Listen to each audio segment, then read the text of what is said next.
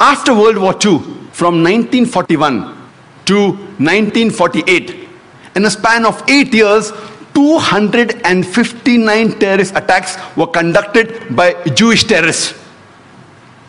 By many organizations, Ignun, Stern Gang, Haganah, and we know of the famous bombing of King David Hotel, which took place on the 22nd of July 1946. They were conducted by Ignun under the leadership of Menachem Begin, in which 91 innocent people were killed, out of which 28 were British, 41 were Arabs, 17 Jews and 5 others.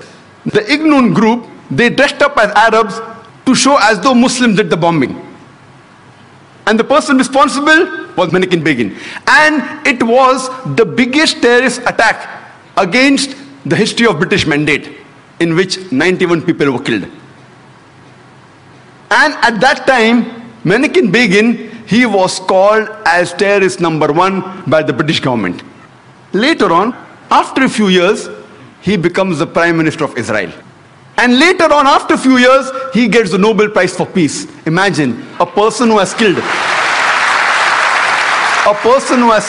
hundreds and thousands of innocent human beings becomes the Prime Minister of Israel and later on gets the Nobel Prize for Peace.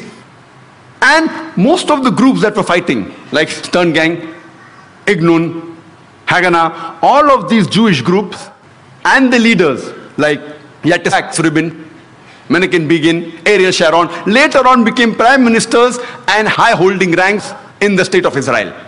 And all of them, they were fighting for a Jewish state.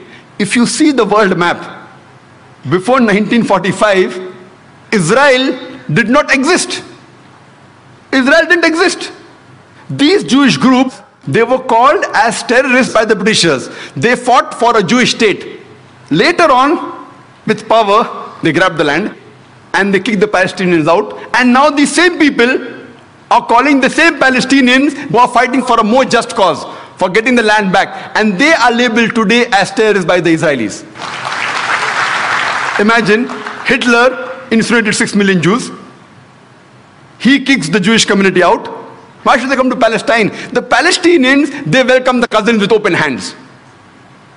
If they should take a land, they should go back to Germany. They should go back to Europe.